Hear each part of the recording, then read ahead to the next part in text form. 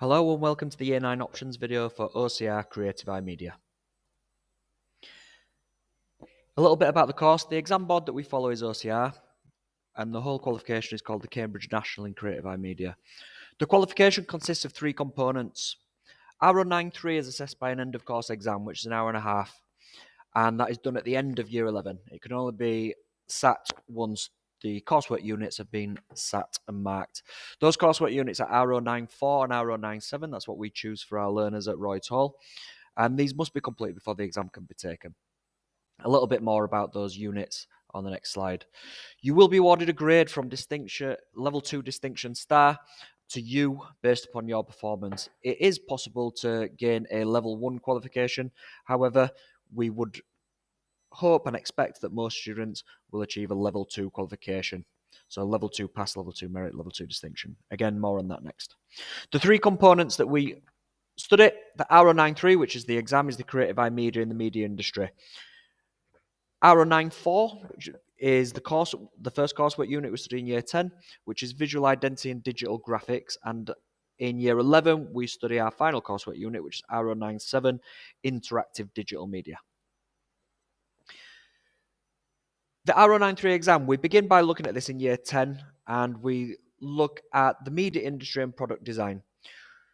We look at these 6 topics here before we move on to the coursework unit. So we move on to the coursework unit in the 2 weeks before Christmas and continue that for the rest of Year 10.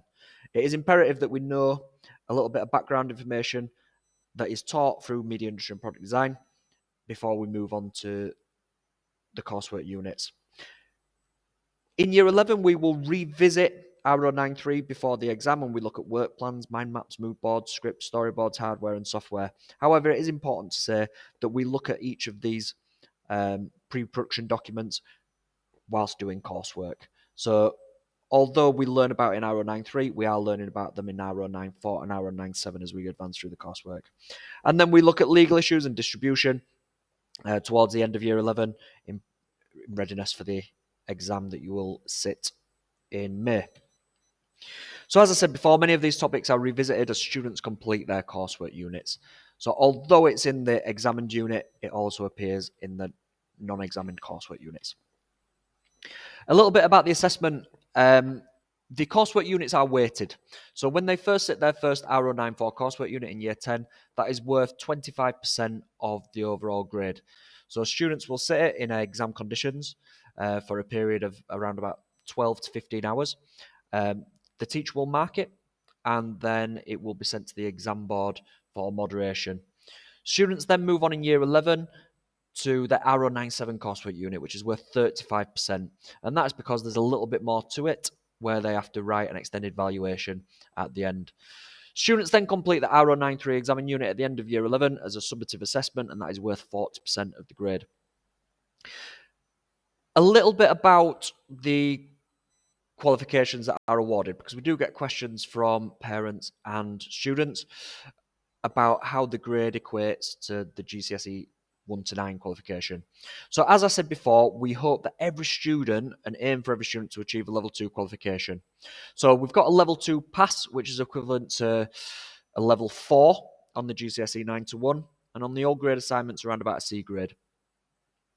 The next step up is a level 2 merit, which is around about the 5 to 6, depending on the boundary within the merit, which is again equates to an old style B.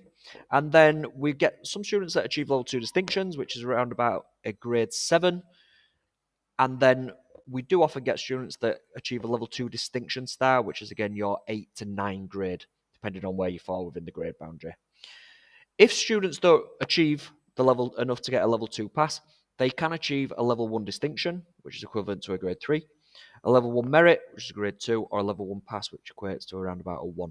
Anything below that would be a fail. So where can the course take you? Many students who study creative iMedia combine it with other creative subjects such as art and photography and other interests that they have. Many students then advance to study related courses at college, such as the technical in digital media and information, and many go on to study related courses at university. And I've listed some of these courses here for you to look at, but obviously the course lends itself to many other creative job roles, and there is a growing area in apprenticeships in creative and media related subjects, particularly with the growth of media in the north, with Channel 4 relocating to Leeds and many jobs coming to the north now in creative industries.